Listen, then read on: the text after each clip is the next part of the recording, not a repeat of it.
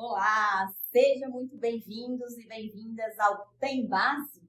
É um videocast idealizado para a gente ouvir pessoas, histórias e impactar as demais pessoas, independente da sua religião, da sua fé, da sua raça, do seu credo, da sua profissão.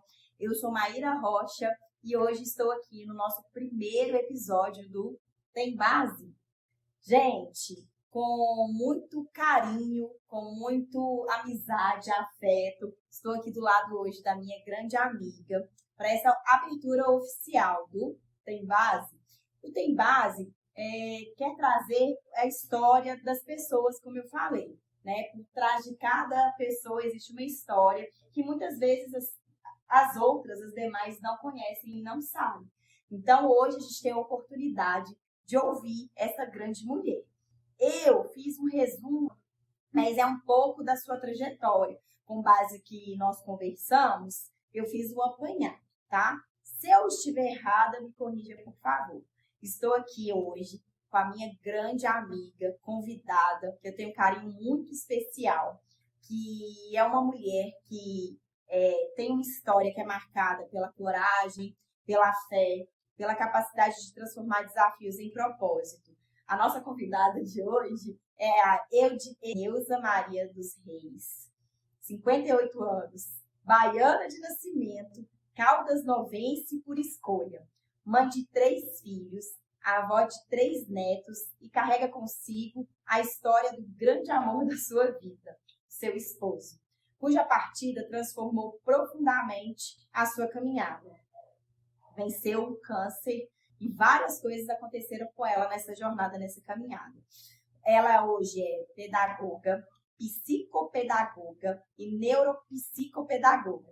Dedica sua vida à educação e atualmente ela atua em uma escola de educação especial, onde faz da sua profissão uma verdadeira missão e acolhimento e, obviamente, transformação. Mas a história da Edneuza vai muito além dos títulos. Ela enfrentou perdas, desafios, foi vítima de uma violência abrupta, né, doméstica, mas ela escolheu seguir em frente. Ela é sustentada pela fé, pelo amor à família e pelo propósito de servir ao próximo. Edneuza, minha amiga, seja muito bem-vinda ao Tem Base. É uma alegria receber você. Para todos vocês, conhecer um pouquinho da história de vida dela, que sustentou a vida dela e com certeza inspira muitas pessoas e vai inspirar você também. Maíra, que honra participar desse projeto. Eu te desejo muito sucesso, obrigada. Que você brilhe e que você alcance o mundo com as histórias que serão contadas aqui. Muito obrigada. É uma honra participar desse projeto. Muito, muito obrigada. Eu estou muito, muito feliz em ser assim, contemplada com o primeiro episódio. Não é para qualquer um, não, gente. A responsabilidade é grande. Mas as pessoas precisam ouvir um pouquinho da sua história, que a gente sabe aqui que está bem resumida, que é inspiração, não só para mim, como eu sei que são pelos seus filhos, né, pelas pessoas que te amam, pelos seus netos, pelas pessoas que têm a oportunidade de viver com você, de caminhar junto com você. Muito obrigada. Eu que agradeço. Pois é, gente. Então, assim, nós aqui vamos fazer um bate-papo muito tranquilo, né? Nós conversamos antes. E a Edneuza tem uma história muito linda, né? E ela tem contado essa história, está escrevendo um livro, né? Está aí na caminhada desse livro. E vamos começar, né? Pela sua história de vida. Nós falamos aqui que você é nascida na Bahia, né? Então, como é que foi sua infância na Bahia? Que valores trouxe da sua família e que ainda fazem parte de você? Que hoje estamos aqui em Goiás, Caldas Novas, para saber um pouquinho dessa história. Vamos lá. Eu sou ex-ribeirinha, vamos falar assim. Eu nasci às margens do Velho Chico, conhecido do Rio São Francisco, antes da construção da barragem do Sobradinho. E depois nós fomos transferidos para outra localidade e fomos para a roça. Nesse período, foi um período bem difícil. Meu pai mudou-se para São Paulo, e lá ele adquiriu uma doença, e quando eu tinha 10 anos, ele veio a falecer. Então, eu fiquei órfã com 10 anos. E a vida no interior, na roça, assim, há 48 anos, porque eu tenho 58 e eu tinha 10 anos, então era uma vida bem difícil. Com o falecimento do meu pai, eu fui trabalhar. Minha mãe me levou, uma pessoa nos convidou e fez uma proposta para ela, olha, tem uma pessoa que vai ter neném e vai precisar de uma criança para cuidar do bebê. Você não quer deixar sua filha aí? E minha mãe me deixou. Naquela época, eu não recebia salário. Eu fui para lá cuidar de uma criança e eu ganhava, antigamente chamava corte de pano, Maíra, sabe, tecidos para fazer roupas, para levar na costureira. Então, o meu salário era esse. Quando eu estava de férias, eu ia para passar as férias com minha mãe e ela me dava cortes de pano, que era o meu salário, para minha mãe fazer roupa para mim e eu voltar para casa continuar o meu trabalho. O que é que aconteceu? Quando minha mãe morava na roça ainda, né, depois do falecimento do meu pai, e aí minha mãe teve que mudar para a cidade, porque na época era escola, tem um nome, escola tipo que não era conveniada, sim, era escola em casa, nos grupos familiares em casa.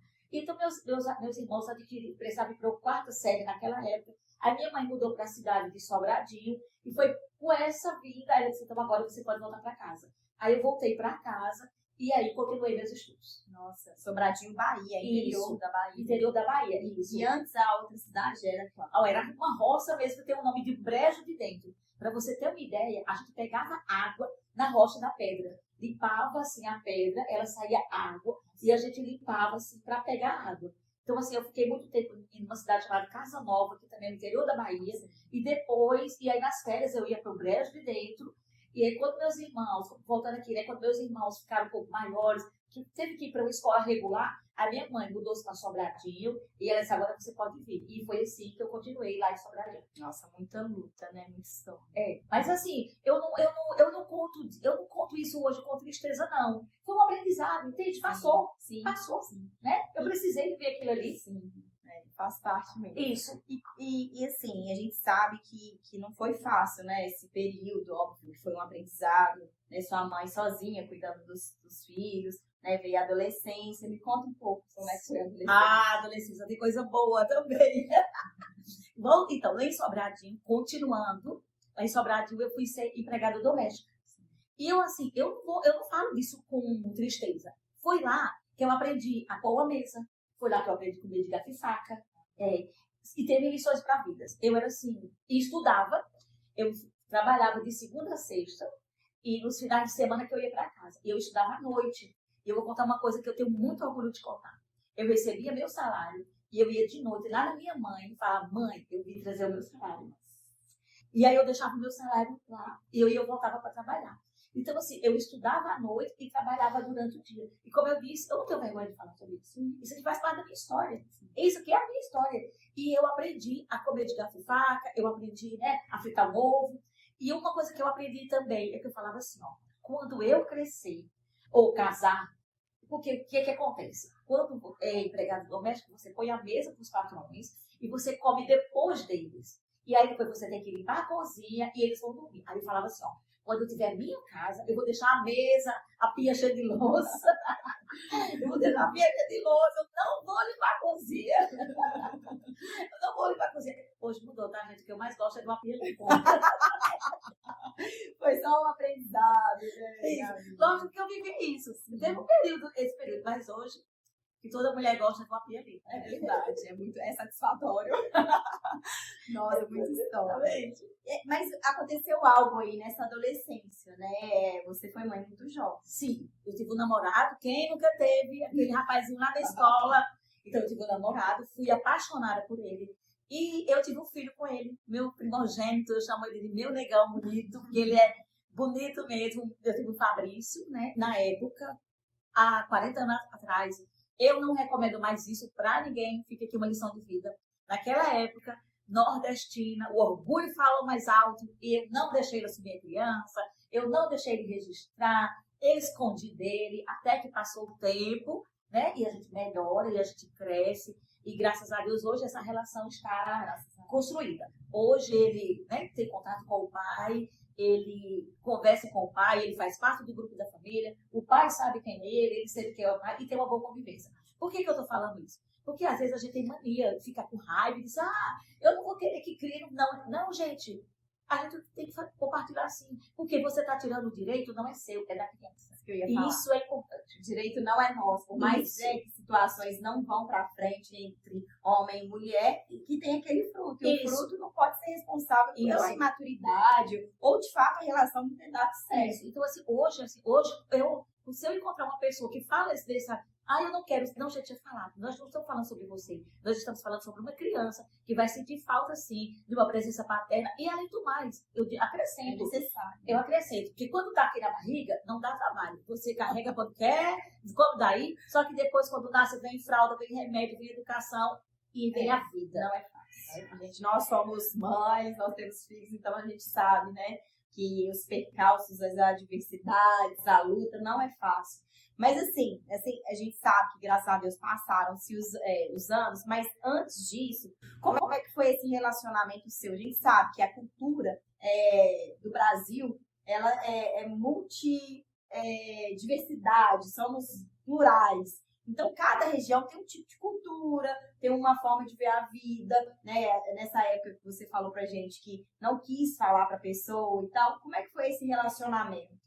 Durante o relacionamento, eu não tenho do que reclamar, né? Assim, não tenho. E, assim, hoje, eu penso assim, que talvez eu que falei mesmo em não ter compartilhado com ele. Olha, eu tô grávida, tenho filho. Não. Fui nas conversas das pessoas e, por conta disso, eu omiti, escondi, eu omiti isso. E depois o tempo passou e tudo ficou esclarecido. Não é que ele não quis isso, registrar ou cuidar, né, assumir o filho. Ela que não quis contar. Isso, exatamente. Normalmente é um pouco o contrário hoje em dia, pelo menos na minha região, assim, pelos processos que a gente atua, pelas situações que a gente vive, né? A mãe busca o pai da criança e o pai muitas vezes não quer assumir ou não quer pagar a pensão, né? Não precisa nem de assumir, pelo menos arcar com os custos, as necessidades básicas daquela criança, entendeu? Não posso ser injusta. Ele nunca se opôs a isso. Eu aqui na época, ferida pelo orgulho, por causa de convivências familiares, sim, não quero que citar nomes, sim, mas por causa de convivências familiares,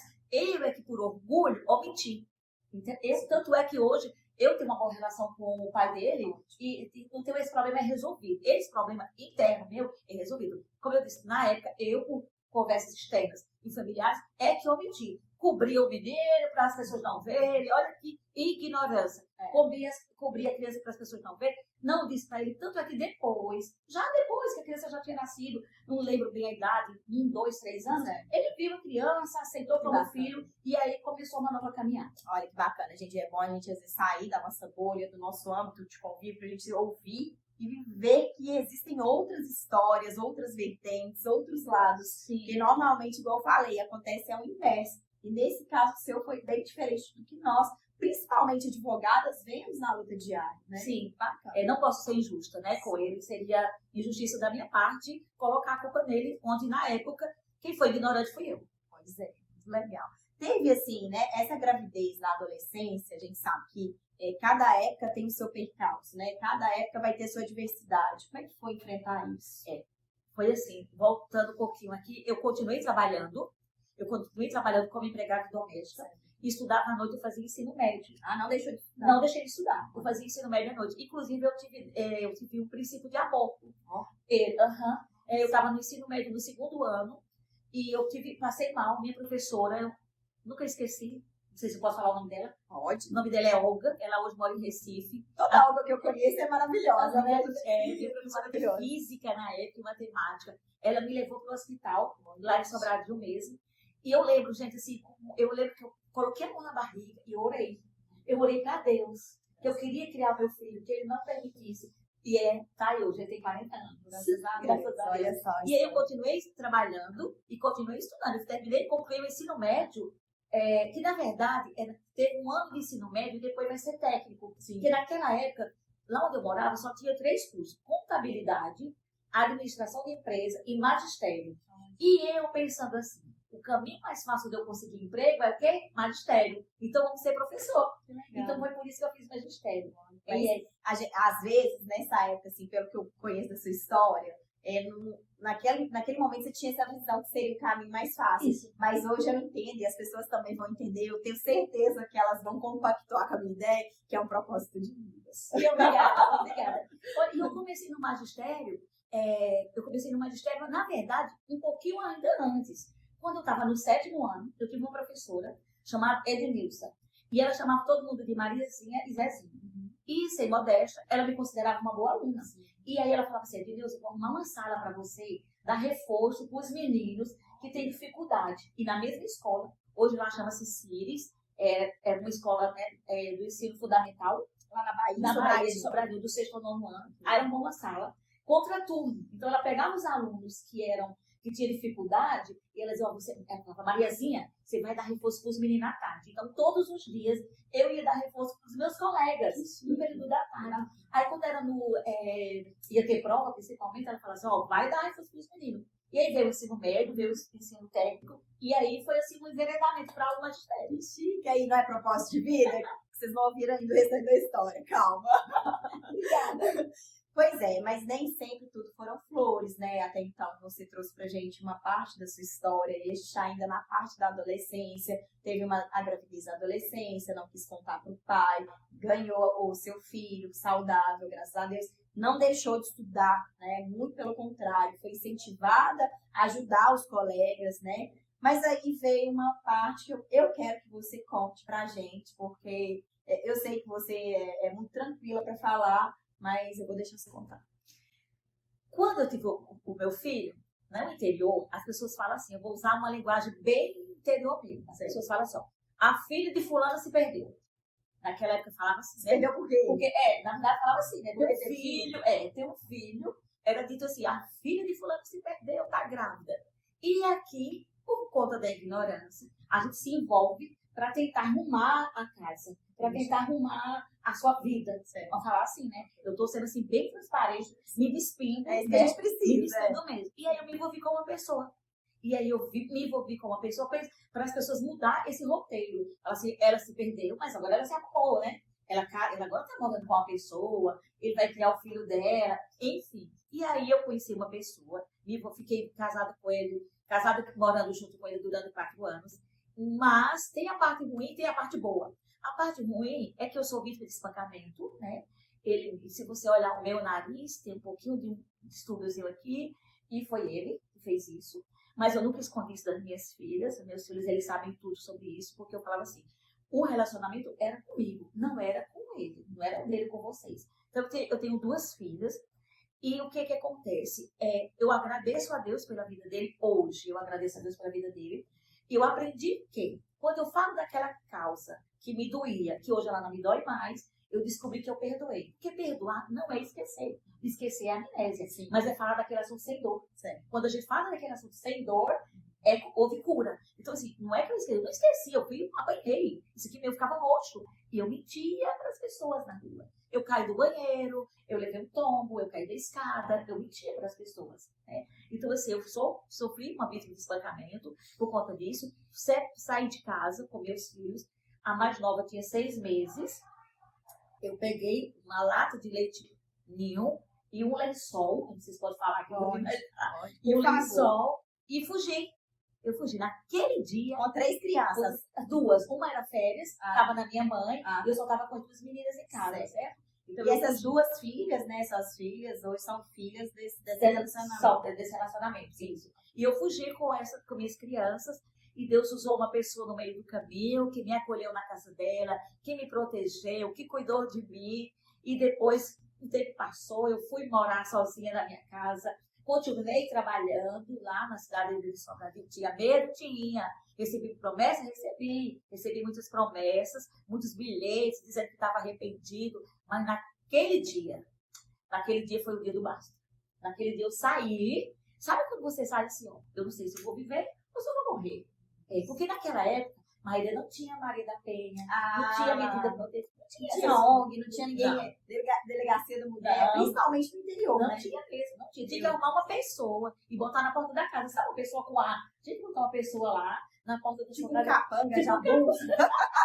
A gente fez filme, né? Tipo um capanga, sério. Pra dormir lá, porque se ele aparecesse, né? Ele fosse melhor do que vira, obrigada. Enfim, mas graças a Deus. Hoje ri, porque graças a Deus tá superado. Você sobreviveu, porque a gente tem que falar, né? Isso. É um assunto muito delicado de falar. É delicado, eu acrescento assim, olha, né, Eu até falo disso vídeo, mas não é de brincadeira, é uma história séria. Sim. É uma história muito séria, né? Ser vítima de espancamento, olha, se você me permite, vou falar bem sério aqui, de mulher para mulher. Né? E fingir que tá tudo bem, né? E você sabe do que eu tô falando, para você não apanhar de novo. Mas isso não é coisa das antigas. Por mais que, graças a Deus, a gente já avançou com as nossas leis que protegem as mulheres, principalmente em situação de vulnerabilidade, de questão de violência, todos os tipos de violência, ainda acontece. Sim, porque olha, eu quero deixar aqui uma observação. A gente escuta falando assim, ó, nossa, Maria gosta de apanhar, porque ela tá apanhando há 5 anos. Não, gente, ninguém gosta de apanhar. É sério. Ninguém gosta de apanhar. Ser emocional é normal. Tem uma história por trás. Lá dentro da casa, tem uma história que lá fora ninguém conhece. Sim. Lá tem uma ameaça. Lá tem uma violência psicológica. Tem uma ameaça familiar. Sim. Lá tem filhos envolvidos. Então, assim, porque a gente escuta muito isso. Ainda escuta. Nossa, como é que fulano ainda apanha? Tem 5... Não, gente. É safado. Isso é porque gosta do dinheiro. Ninguém gosta de apanhar. Ninguém gosta de apanhar. Tem uma coisa ali por trás daquilo que faz com que ela permaneça naquele lugar, mas também tem a hora do baixo. Vai ter um dia que a pessoa vai cortar as asas e vai dizer assim, hoje é meu dia. Foi assim comigo. Teve um dia, para vocês terem uma ideia, na época eu recebia seguro-desemprego. Uhum. E na época não era igual é hoje, né, que tem um aplicativo. A lista do nome da gente ia para a Caixa Econômica.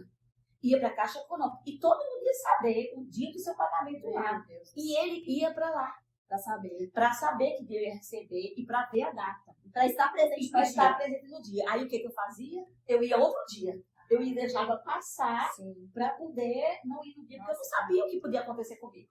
Né? Eu não sabia. Então o que acontece? Eu pedia para alguém olhar se meu nome estava lá, para saber a data. Então eu sabia que a pessoa ia estar por ali. Né, naquela data. Então, o que eu fazia? Eu deixava passar vários dias ou até o mês seguinte para não deixar nenhuma pista para eu receber meu seguro-desemprego. Então, assim, tem uma história. Cada um tem sua história, né? Então, assim, não é porque gosta de apanhar. Porque tem, como eu falei, tem toda uma conjuntura. Tem filhos, tem a violência psicológica, tem medo de não dar conta de sobreviver. Tem uma coisinha que a gente chama hoje de dependência emocional, que né, ela já existia, mas a gente não sabia desse nome. Né? Não tinha tanto estudo, assim, né?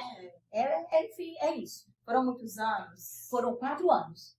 Depois que você resolveu sair de casa e viver nessa certeza, né? Esse período de convivência foram 4 anos. Mas teve muitas separações. Me perdoe, eu te amo, você é a mulher da minha vida. Aí você dá mais uma chance. Aí você volta, 3 meses se passa e volta de novo. Eu te amo, não sei o quê. Entende? Eu vou mudar. Isso, eu vou mudar. E eu vou mudar. Você sabe, nós temos nossos filhos. E aí você cede e volta. Até que chega o dia do basta. E eu digo assim, ó, se deu certo pra mim, vai dar certo pra você. Pode ter certeza disso. Nós esperamos que, se você estiver passando por isso, né, espero que você esteja ouvindo essa conversa nossa, esse bate-papo, que o seu dia do basta chegue, né? A gente sabe dos canais aí públicos, dos órgãos públicos, 180, 190, Delegacia da Mulher, mas passa por várias situações por trás, principalmente o dia do basta. Então, nós desejamos, né, que você saia dessa relação, saia bem, né, saia para se curar, para cuidar de você, e se você tiver um filho, cuidar dos seus também. Eu posso acrescentar? Por favor. Como eu tinha as meninas, a minha filha no meio, a número 2, vamos falar assim, ela chorava, ela teve febre emocional, ela tinha dor de ouvido, porque ela queria o pai. E quando agora, em 2017, nós vivemos uma situação, eu vou antecipar um pouco, eu cheguei para elas e falei assim, olha, eu quero pedir perdão para vocês. Eu quero pedir perdão para vocês, porque eu tirei vocês da convivência do seu pai. Eu tirei vocês, né, de dormir com ele, de ir para a escola junto. E ela disse, mãe, para com isso. Você fez o que você sabia fazer. Você fez o melhor. Eu sou o que sou hoje, por que você fez isso? Talvez eu não tivesse que contar a história. Então, assim, tem sim os momentos de sofrimento. Ela tinha febre, ela tinha dor de ouvido, porque ela era muito pecado para ele. Mas naquele dia eu tive que botar ela no braço, tratar a dor do ouvido, tratar a febre, porque a gente volta por causa do filho. A gente volta.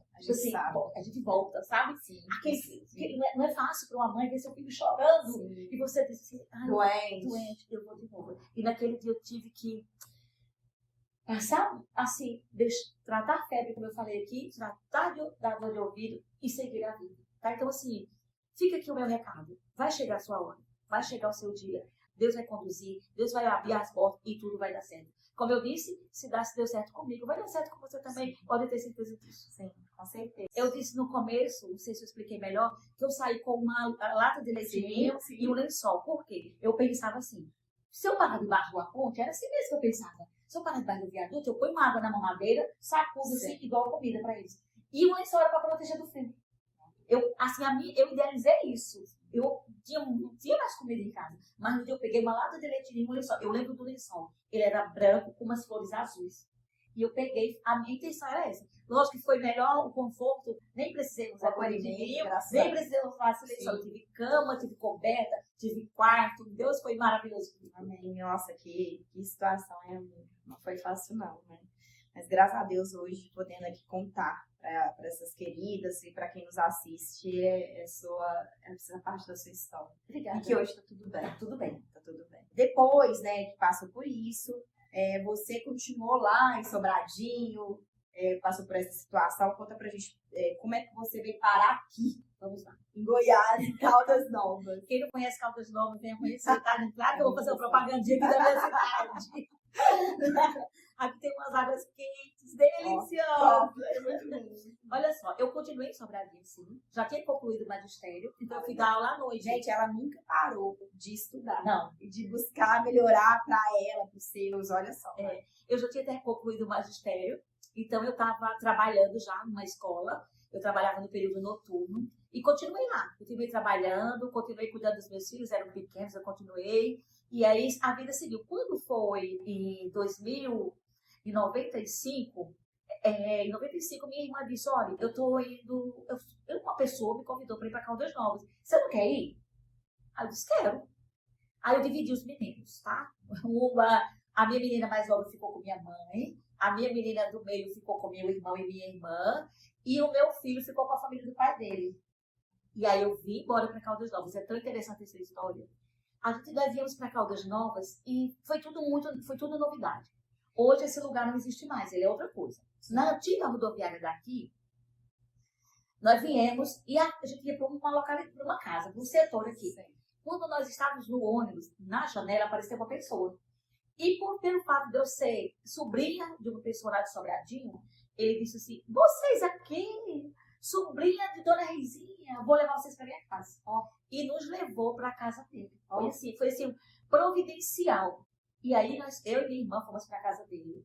E meu primeiro emprego em Caldas Novas, eu fui ser cobradora de ônibus. Aqui tinha um transporte coletivo, e aí eu fui ser cobradora de ônibus nessa empresa. Nossa, que legal. Para você se organizar para trazer as crianças. Sim, isso. Eu tinha dito para minha mãe, com um ano eu vou buscar as crianças. Porque eu não sabia como seria minha trajetória aqui, claro. Sabe? Então, fui ser cobradora de ônibus. E também é muito legal essa parte. O que acontece?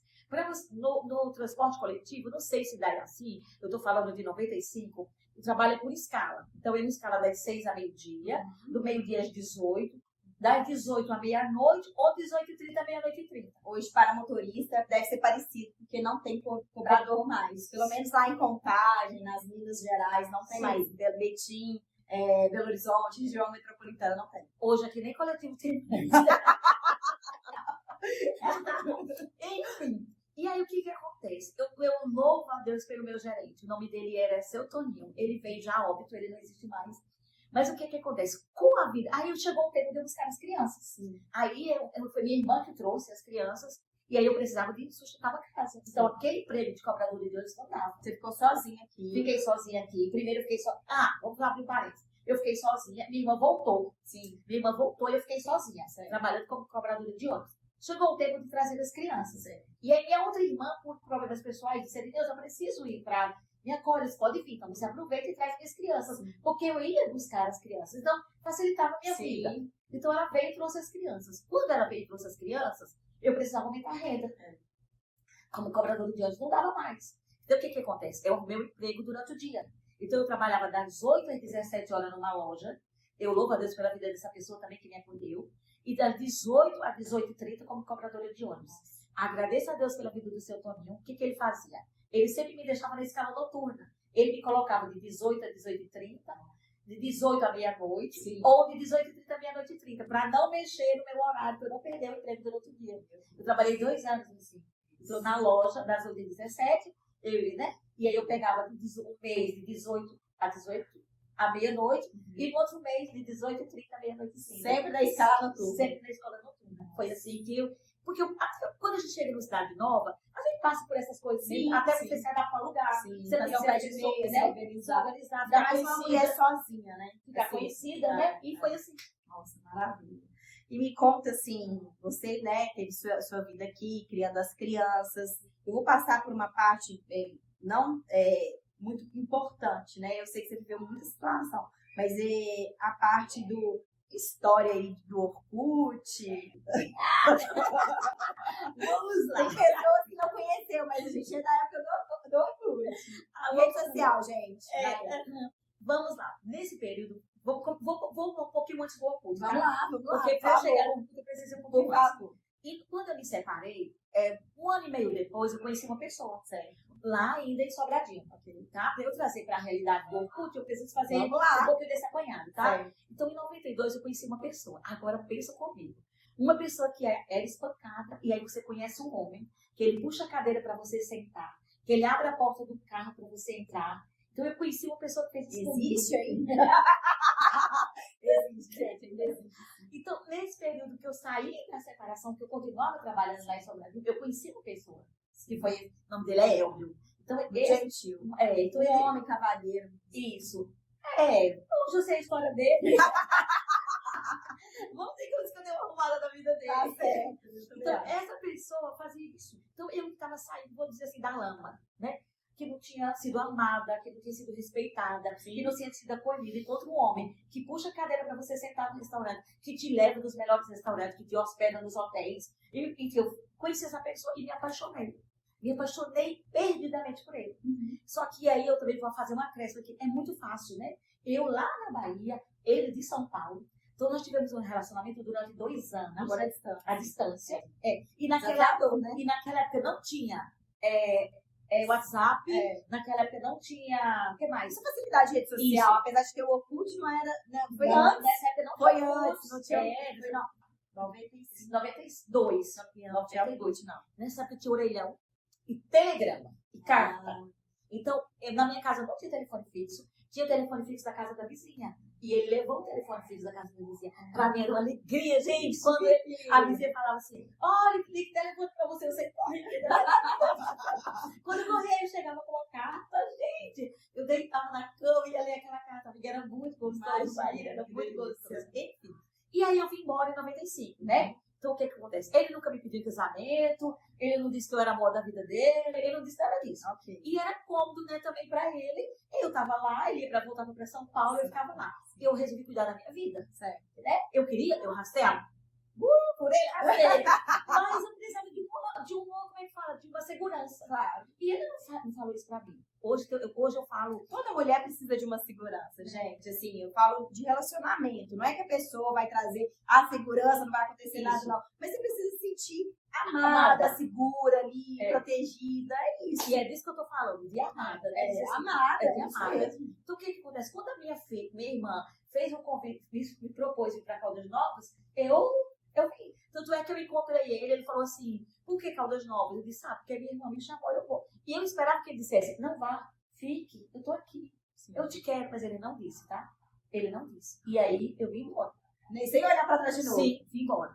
Confesso que eu mandei carta pra Cia Jéssica, mas ele não recebeu minhas cartas, depois a gente até brincava sobre isso. E aí, eu cheguei aqui em 95, já falei um pouco sobre isso. Casei aqui com outra pessoa. A vida continuou, eu não podia me entregar. Certo. Tem uma frase que o pessoal fala assim, a gente só vive uma vez. A gente morre só uma vez. A gente vive todo dia. Peraí, então. Fala de novo. Porque assim, se liga aí. É porque o que eu falei assim, a vida continuava. Sim. Ele era o amor da minha vida? Era. Sim. Mas eu não podia deixar de viver por causa disso. Ia parar tudo, deixei de viver. Esperar a morte chegar? Não dava, né? Então a gente... A frase de novo, fala aí. Então as pessoas falam assim, a gente só vive uma vez. Não, a gente não vive uma vez. A gente morre uma vez. A gente vive todos os dias. E a gente tem que escolher como você quer viver. Você se entrega ou a vida segue? Caraca. E aí eu cheguei aqui em 95, em 99 eu conheci uma pessoa, nós casamos, tivemos, né, conviveu com meus filhos, me ajudou nessa trajetória.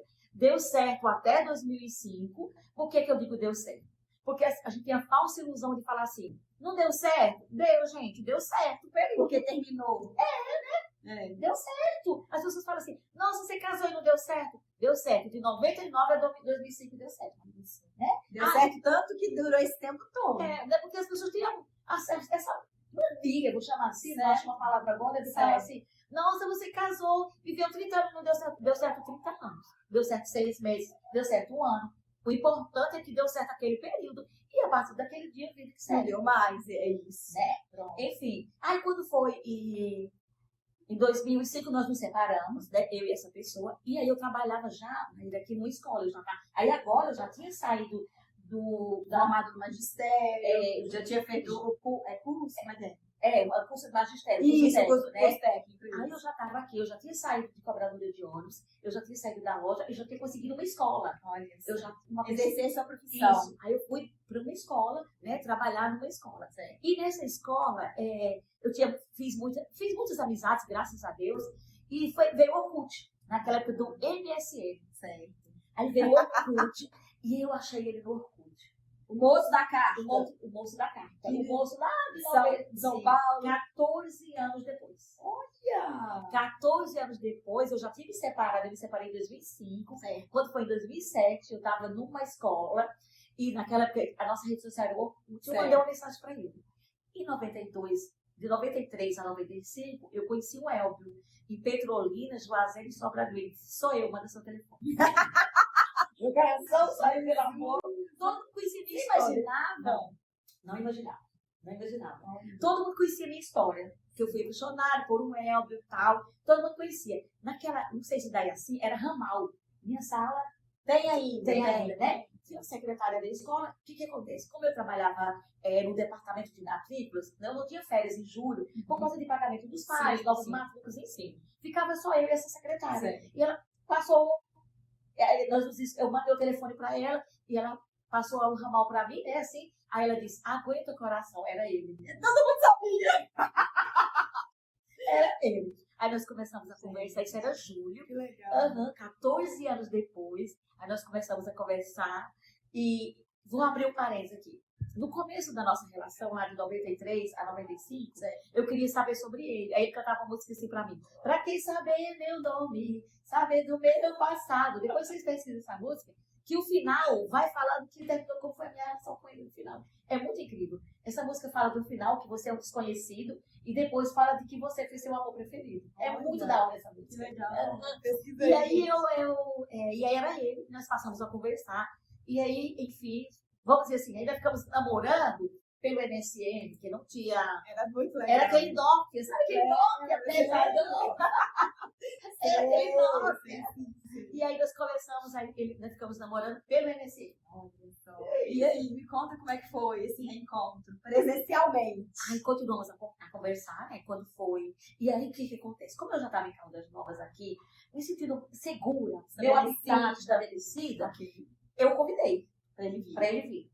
Sofri retaliação? Sofri. Você é louca. Você vai ser julgada. Como é que você botou na sua casa? 14 anos depois, ele não é o mesmo. E aqui eu quero falar da minha amiga. Eu tenho uma amiga. E quando ela escutar isso aqui, ela vai gostar que eu falei sobre ela. Legal. O nome dela é Isabel. Hoje ela mora em Campinas. Sabe aquela amiga que a Bíblia fala que é amigos mais chegados que irmãos? Sim. Ela é essa minha amiga.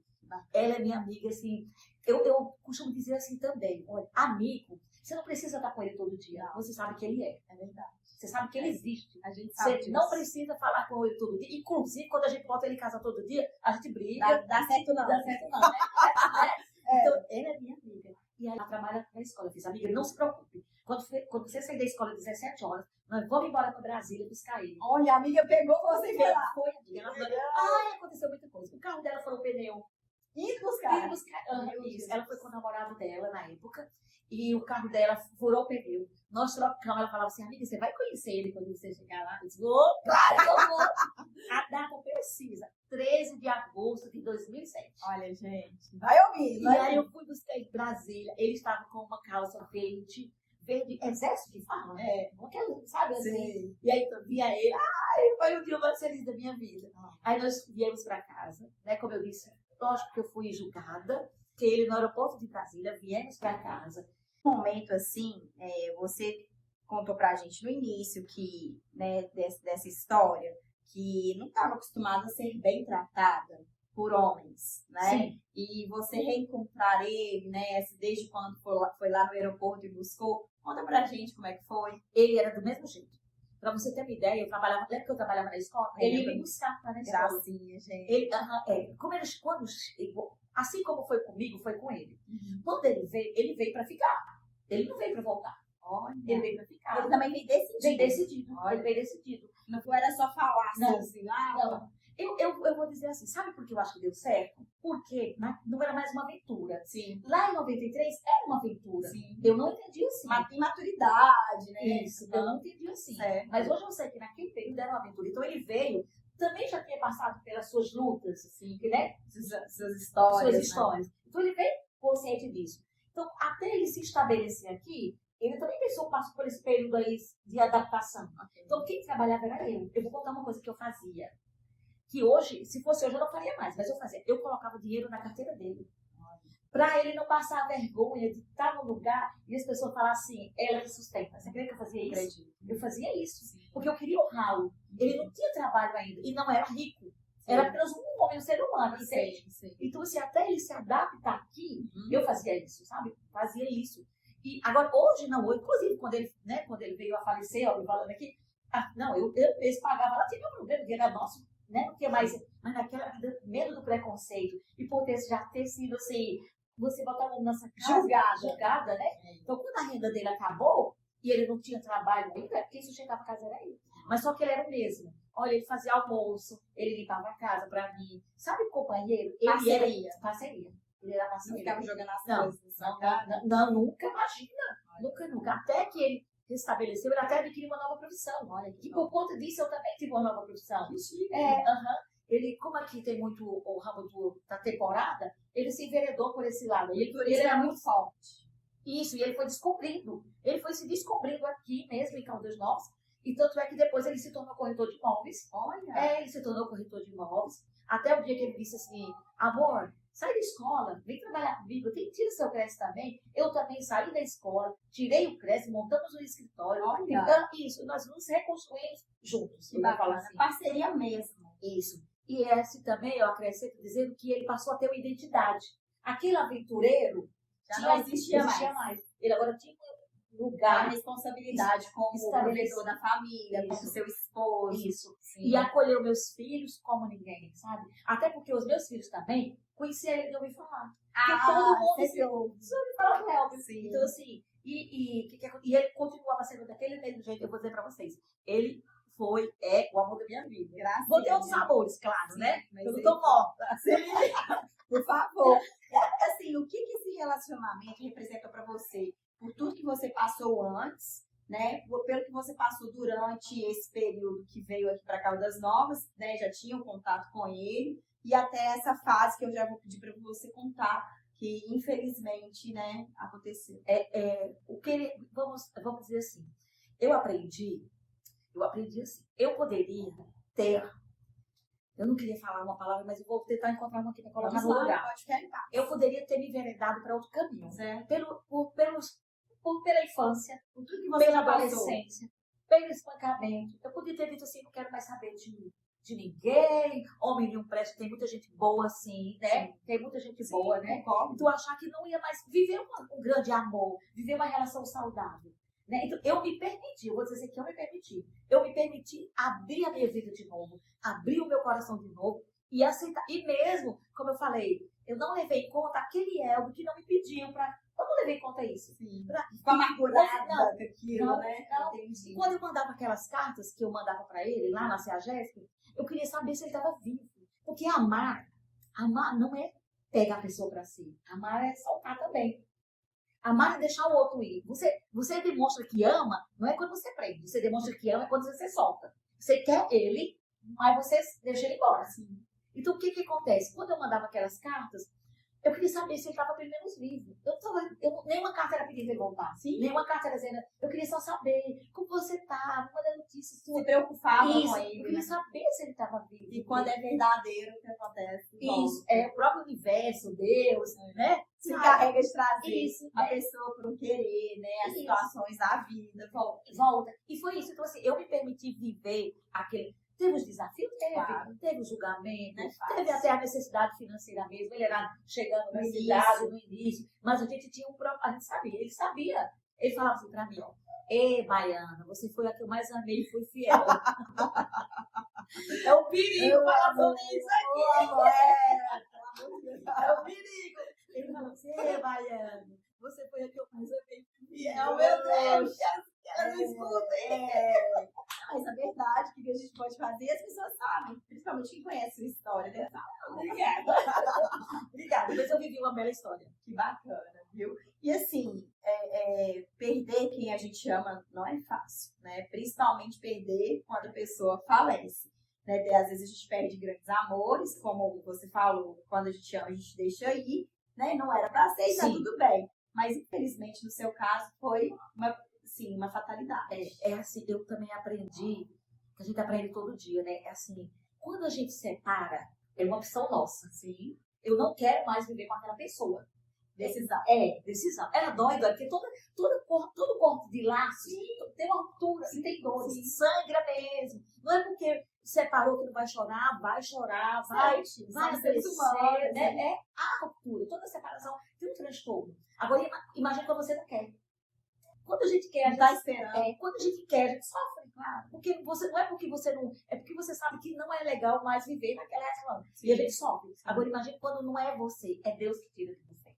E você tem que dizer assim, ser mais forte, né? Botar aquilo ali, ser mais forte do que aquela própria dor. Ela vai doer, mas você tem que aceitar ela. Você não tem como dizer assim, eu te amo, vem, bom. Você não tem como. E a trajetória é tão assim, Maíra, é tão interessante que eu acho a palavra. O processo do luto. Ele faleceu. Eu vou contar sobre isso. Por favor. Ele faleceu. E a sensação que eu tinha que era um caminho. Hoje ele estava aqui. Aí parece que cada dia que ia passando, sabe quando parece que a pessoa vai andando, a sensação que você tem é que a pessoa está no caminho. E você ainda vai sonhando, você ainda vai pensando, mas parece que aquela estrada vai indo, e a sensação que eu tenho é que eu perdi de vista. Eu não sei explicar, mas o luto é isso, entende? No começo você sofre de um jeito, você sofre de outro jeito, aí depois, aquela dor não é mais um sofrimento, ela se transforma. A dor transforma, a ausência transforma, entende? Sim. Aquela dor do luto, ela se transforma em dor da saudade. O sofrimento do luto se transforma em sofrimento da saudade. Eu pedia para morrer. Eu deitava na cama e falava assim, cara, que eu não aguento mais. Aí eu acordava no outro dia assim, não morri. Eu acordava assim, ó, ai meu Deus, eu pensava que eu ia morrer ontem de noite, e eu não morri.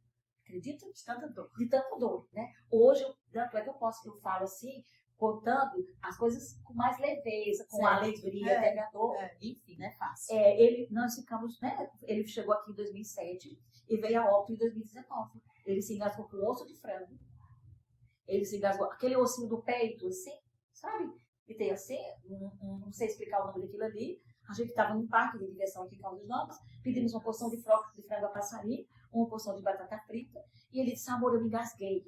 E ele era muito sistemático, ele era muito calado, enquanto era o oposto.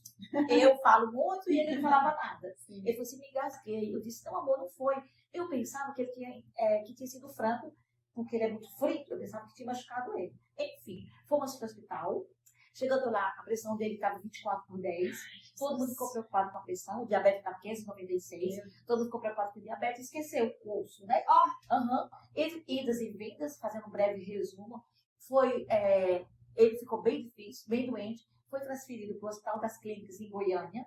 Chegando lá, o médico disse que o caso dele é grave. Ele tem 5% de chance de sobrevivência. Vai ter que abrir aqui nele. Tudo para você.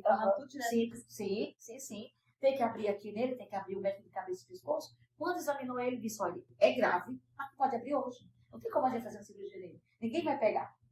E assim, já estava aqui comigo, fica também uma dica, né? Já estava aqui comigo a minha cunhada, um casal de filho deles, e todos os filhos deles sabiam, porque vocês sabem que quando você está no segundo casamento, que os filhos não são, você tem que partilhar todo mundo com ele, para você tomar decisões sozinha. Olha, gente, a maturidade é questão também de respeito, né? O que acontece? Todo mundo, né, os filhos dele, de outros relacionamentos, sabia de tudo. Sim. Eu não podia tomar uma decisão sozinha, porque mesmo não sendo a esposa atual. Porque tem muita gente envolvida. Sim, né? E a gente sabe que tem consequências das nossas escolhas e das nossas decisões. Gente, essa mulher é madura Então, demais. o que acontece? Olha só, pega isso, gente. Então, Por favor. Tudo que aconteceu desde o primeiro dia que ele se engasgou, eu avisei para todo mundo. Você deixou todo mundo ciente? Todo mundo ciente. Eu estava indo para o hospital, eu ligava. Estou indo para o hospital, leva seu pai. Precisou disso, seu pai precisa disso. Okay. Por quê? Eu precisava partilhar, é isso que eu estou Sim. falando. Porque tem muita gente envolvida, né? Responsabilidade afetiva. Também. Tudo. Né? Então, todo mundo... Veio o casal de filho dele de São Paulo, minha cunhada, né? E a gente foi para Goiânia. E o médico disse, olha só que ninguém vai colocar a mão nele. Por causa que não tem condições. Tem que esperar 48 horas. Nossa, meu Deus. E aí vem uma parte, assim, bem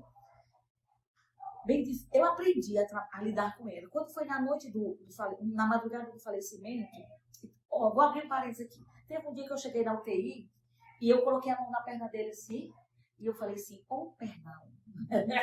Eu falei assim, pernão. Eu coloquei uma mão no meu coração e eu fiz uma oração em silêncio.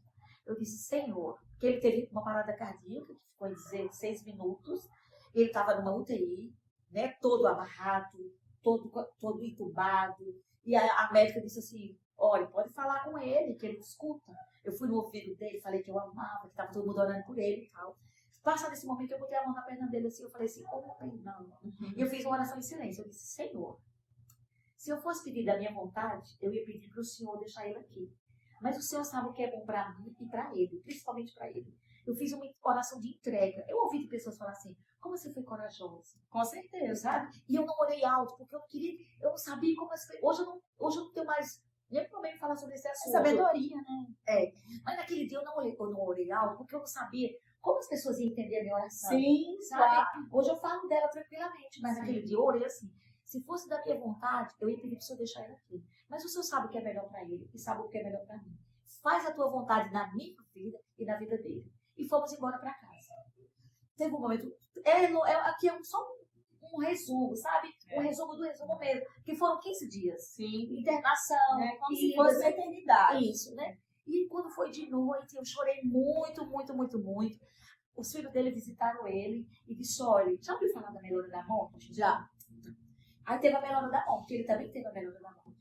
Na noite, eu visitei ele à tarde, e à noite os filhos dele visitaram ele. Sim. E aí quando os filhos dele visitaram ele, ela chegou pra mim e disse, olha, o pai tá bom, a diabetes tá tanto, a pressão tá tanto, ele tá fora de perigo, amanhã vai fazer a cirurgia nele.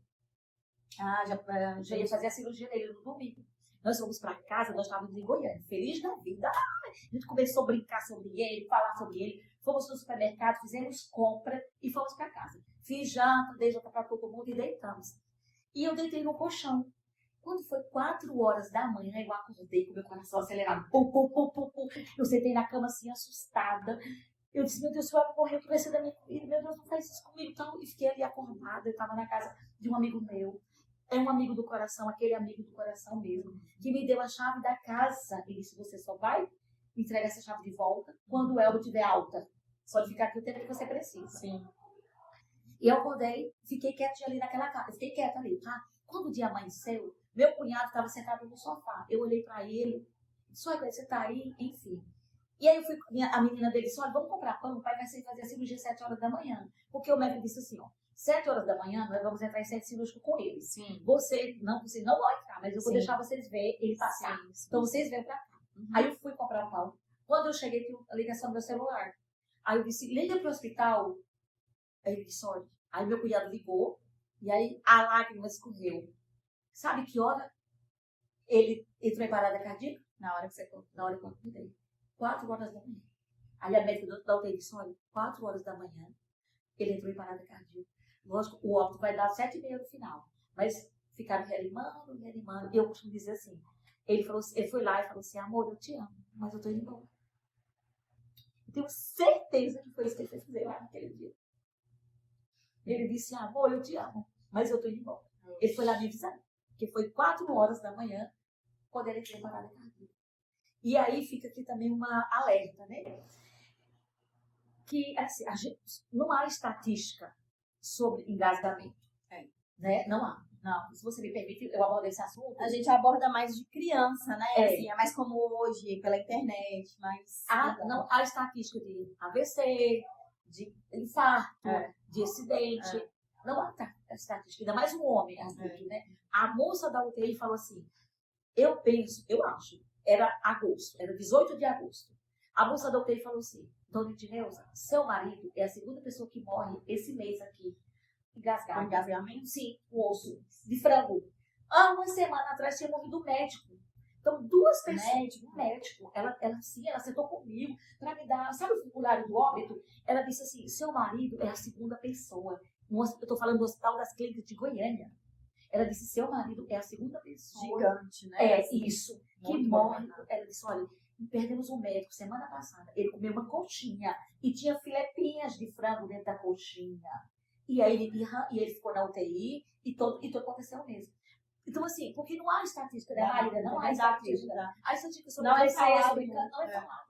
Mas, assim, fica assim um alerta, né, alerta, gente? Cuidado, né? É. Às vezes a gente pensa, nunca vai acontecer comigo. E a gente não quer que aconteça, mas infelizmente, Sim. Né, foi uma morte muito triste, Sim. né? Da forma que foi. Sim. E você tá aqui para contar essa história. Isso. Eu digo assim, olha, sobre esse assunto, tem gente que fala assim, você perdeu o seu marido. Não, eu não perdi o meu marido. Eu perdi o amor da minha vida. Porque assim, eu cuidei dele, ele cuidou de mim. Vai ter um momento que vai falar sobre ele. Ele cuidou de mim. Ele me deu banho no momento que eu precisei. Ele me deu comida na boca no momento que eu precisei. Sabe, ele me carregou no colo no momento que eu precisei. Então, assim, foi uma relação de cumplicidade, de parceria, de amor. Sabe, se ele pedir para visitar o filho dele, a gente ia. Mas as pessoas têm que ser leves para viver. Né? Assim, fica assim o meu... sei lá, um conselho, uma opinião, um alerta, assim, se a gente está numa relação, num segundo casamento, vamos tentar ser leve, né? Eu tentei fazer com que fosse leve. Eu tive relação com os filhos dele, ele foi visitar os filhos de dele. outros casamentos, relacionamentos, né? Foi no dia da formatura. Olha, resumindo só, teve um dia do casamento, ele disse, eu não vou desmaiar, você vai pro casamento dele. Isso vai ficar bonitinho lá, porque o álbum vai ficar bem bonitinho. Vai ficar você com a sua ex-mulher e seus filhos. O filho dele formou, ele foi pra formatura, dançou a valsa, tá lá bonitinho o álbum. A gente precisa facilitar a vida do outro. Porque o outro facilite as nossas. Porque a gente complica. Não tem necessidade. Tá resolvido. Tá resolvido. A relação dele com a ex-mulher estava resolvida. Pra que eu ia causar uma confusão? Terminou e tá tudo bem, vida seguiu, né? E tem outra coisa que E ele estava com você, foi uma escolha, uma decisão. Exatamente. E tem outra coisa assim, tem gente que fica trazendo o outro pra relação. Nossa. Não é assim? Mas com fulano, com ciclano. É o que a gente mais ouve, principalmente questão de divórcio. Não é? O cara já esqueceu, mas a gente traz ela. Ou ele já esqueceu. Tá convidando pra mesa, desnecessariamente. É isso aí. Já tá lá. Já tem uma história, tem... Olha, Maíra, eu vou contar uma coisa aqui, se você me permite. Vamos lá, por favor. No dia do velório dele, não sei se você vai falar sobre isso mais na frente, mas eu já vou antecipar. No dia do velório dele, a ex-mulher dele, a mãe daquele casal que estava comigo em Goiânia, ela é deficiente visual. E no velório estava todo mundo lá, e ela estava sentadinha assim no canto. Eu tenho orgulho de falar sobre isso. E tenho orgulho de falar de mim mesmo. Não vou ser hipócrita. Por favor. Eu não vou ser hipócrita. Assim, não, é jeito. Eu tenho orgulho de falar de mim mesmo. Okay. Então, estava acontecendo o velório. E a ex-mulher dele estava lá no velório. Tá? Ela estava lá. Olha, digo mais. Ela chegou a me ajudar financeiramente quando ele estava internado. A ex-esposa. Sim, a ex-esposa. Gente, pega essa daí. Ela me ajudou financeiramente. Porque no dia, ele teve que passar por um procedimento. E eu não vou mentir, eu tinha 35 centavos na minha conta bancária. Vocês eram autônomos, isso. Se não trabalha, não tem dinheiro. É isso. E eu também estava doente. Entende? A gente vai contar essa história também. E aí, o que aconteceu? Ela me ajudou financeiramente. E aí, no dia do velório dele, ela estava sentadinha. E aí, eu fui lá, chamei pelo nome dela, e disse, olha, vem aqui. Aqui está o corpo do Elmo. Toca aqui nele. Eu peguei a mão dela, coloquei no rosto, coloquei na braça, coloquei. Porque ela não tinha culpa. Eu acho que os filhos dela, assim, com cuidado comigo, com respeito a mim, não fez isso. Mas eu tenho prazer. Eu tenho orgulho de eu ter tido essa coragem. Claro. Eu nem esperava, eu nem imaginava que eu tinha. E por favor, tenha. Eu fui lá, peguei ele, disse, olha, tem base, gente. Tem base, né? Eu fui lá, lógico que, assim, para a sociedade normal, Isso não é normal, né? E Mas, né, eu peguei ele, só vem cá, pra ela despedir dele. Ela foi lá e despediu, tocou no rosto, tocou na mão. Depois eu voltei ela pro lugarzinho dela e ela sentou. é uma maturidade, assim, uma evolução espiritual, assim, sem precedentes. Eu falo assim, sem mudar de roupa. Obrigada. De verdade. Obrigada. Parabéns pelo Obrigada. ser que você é. E, assim, quem tem a oportunidade de conhecer ela, gente, não diz o contrário. E não teria como trazer nesse canal, nesse primeiro episódio, né? Nós estamos aqui, eu tirei uns dias de férias e tal. Falei, por favor, me dê essa honra de inaugurar esse episódio. Vocês estão entendendo por quê, né? Gente, Obrigada. imagina. Obrigada. A gente passou por várias situações aqui, por vários momentos, né? E antes da morte do seu grande amor, aconteceu algo também que foi bem desafiador, como não diferente da sua vida toda, né? Que foi um diagnóstico. Sim. E eu gostaria que você, por favor, contasse para o pessoal. Eu estou escrevendo um livro e no começo do livro eu falo assim, ó. Eu era aquela pessoa que não gostava de médico.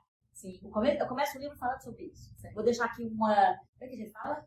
Tem uma palavrinha aí, esqueci. Spoiler. Spoiler. Eu começo o livro falando assim, que eu era aquela pessoa que não gostava de médico. Sim. Eu achava que a pessoa estava boa, quando chegava no médico ele descobriu um monte de doença. Sim. Mas não é assim, ela já existe. Ele só faz dizer que você tem isso. Assim, eu vou dizer essa palavra, mas é sorte de antever, né? Uma situação que dá para tratar. Isso. Mas eu era essa pessoa, tá? Sim. Eu não sentava, eu não gostava de ir no médico. Entendi. E, apesar disso, eu tinha ido dois anos antes. Certo. Eu tinha feito todos os meus exames, certo? Eu tinha feito exames de preventivo, tinha feito de gastro, porque eu estava com muita queimação, tinha feito muitos exames. Enfim, eu tinha muito sangramento. Só que aí veio os famosos tabus, vou chamar de tabu, não sei se a palavra é essa. Sim. Sabe assim que as pessoas falam assim pra nós, não é isso não. É porque você já tá chegando na idade da menopausa, porque vem um descontrole hormonal. Isso, sabe? sempre tem, né? Os médicos por aí. Né? Os médicos de médico e louco, todo É, mundo tem um pouco. sempre tem. Então assim, não. Viu os descontroles hormonais. Então, assim, é uma menstruação na data errada, ou já passou do tempo, um mês vem menos, outro mês vem mais. Não é isso não. Isso aqui é porque você tá... É porque você vai entrar na menopausa, é por isso, enfim. E aí, eu fui ficando assim por um bom tempo. Até que quando foi um dia, a gente trabalhava, como eu disse no começo, a gente é imobiliária, e a gente foi fazer pagamentos no Banco do Brasil. Olha que eu vou fazer propaganda no Banco do Brasil. Aí eu tive uma hemorragia no caixa. Não tinha Pix, não tinha aplicativo, não tinha nada. Sim. Aí eu fui fazer aí eu tive uma hemorragia. Meu Deus. E aí ele me pegou no colo. Ele colocou o tapete do carro. Ele quer, óbvio, né? isso foi antes do falecimento dele. Isso, é verdade. E aí ele me colocou o tapete no banco para não sujar o banco, porque era muito... E ele desceu do carro, comigo no colo. Cuidado, né? Ele botou no colo e eu fui tomar banho. Só que eu não sabia. Água quente eleva a temperatura. Quanto mais eleva a temperatura, aumenta a corrente sanguínea. Quanto mais aumenta a corrente sanguínea, mais o fluxo desce. Eu não sabia disso. Por isso que era igual quando ele coagula, sabe assim? Coagulava. Enfim, fomos pro médico. Eu teve 2 momentos assim bem difíceis. Eu descobri que o eu acho é pior do que o sei. Eu acho é pior do que o sei. Olha, eu acho que é isso. Peraí. Fala de novo. Isso é importante, eu descobri que o eu acho é pior do que o sei. O achismo. O achismo. Porque achismo ou se faz sofrer ou te dá esperança. Não tem um concreto, né? Não. Um objetivo palpável. Agora, quando você não tem alternativa. Aí pronto. Matar o bicho. Né? Então, assim, o eu acho. Então, eu passei por uma junta médica. Vou fazer um breve resumo, que é uma história longa. Eu passei por uma junta médica. E a médica disse, olha, eu acho que é câncer. Meu esposo estava em casa. Eu disse, amor, pare de fazer tudo que você está fazendo, que é o Elvio, né? Ora, porque a médica disse que eu acho que eu tô com câncer. Naquele dia, o chão literalmente abriu e nós entramos dentro. E o chão fechou. Eu tô sendo sincera. Depois ele foi, porque eu estava no hospital, amigo, para fazer uns exames. E ela disse que era eu acho. Quando ela disse que era eu acho, ela disse, olha, eu vou te levar para um laboratório. Chegando no laboratório, ela disse, eu preciso de uma mesa para fazer o exame nela. A moça falou assim, não, a pessoa que colhe o exame não está aqui na mesa. Não posso esperar. Eu não posso esperar. Prepara a mesa que eu mesmo vou colher o material. Isso eu já tinha passado por um processo o dia todo de exame, sabe? Um médico, depois 2 médicos, depois 3 médicos. Porque ela queria fechar um diagnóstico não só com a opinião dela. Entendi. Hoje eu sei que era isso, naquela época eu não sabia. Ok. Tá? Então eu passei por uma junta médica e no final, quando eles pensaram se a gente precisa fechar com isso, ela chegou nesse laboratório e disse, aí ela disse, eu que vou pedir o material. Aí eu liguei para ele, disse, amor, vem pra cá, eu estou no laboratório e tal. Aí nesse dia, eu acho, foi difícil. Aí eu fiz o exame e aí ficamos aguardando. Aí nesse dia, quando ele chegou lá, o chão se abriu mesmo, sabe? Eu acho é muito difícil. E nós entramos, ele e minha irmã, e o chão fechou. E aí veio aguardar o resultado. 7 dias de espera. Só quem já passou, Isso. você sabe como é. Isso. Chegou A gente sente, assim, por empatia, inclusive, que já teve casos na família, mas você passou isso na pele. E aí chegou o dia do resultado. Quando chegou no dia do resultado, ele estava sendo no notebook e o nome científico é carcinoma escamoso invasor. Aí ele olhou assim para mim e disse, amor, vamos pesquisar. Carcinoma escamoso invasor. Quando ele olhou, ele disse, câncer uterino. Amor, você está com câncer, vamos matar o bicho. Eu te ri, não, mas a vibe de vocês dois é muito parecida. Ele fez aquele, é sério, ele falou assim, amor, é câncer, agora vamos matar o bicho. Natural, assim. Natural, assim, espontâneo. Olha, Ele era assim. Vou matar o bicho. E aí nós matamos o bicho, tá, gente? O bicho tá morto, graças a Deus. Não sou eu, é um bicho, um câncer. Por tudo que ela passou, por tudo que você tá aqui até agora, né? Por mais de 50 minutos de vídeo da história dela, na trajetória ainda, ela viveu uma luta por um câncer uterino, né? Assim, a gente sabe, né, que eu conheço um pouco da história, que nem sempre foi um mar de rosas, que tem os seus percalços. Sim. E como é que foi para você nesse período desse tratamento, ter essa força?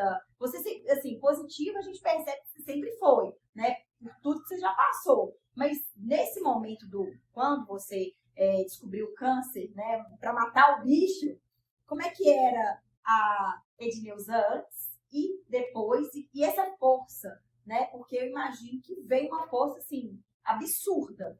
Eu sempre fui assim. Essa que tá aqui agora.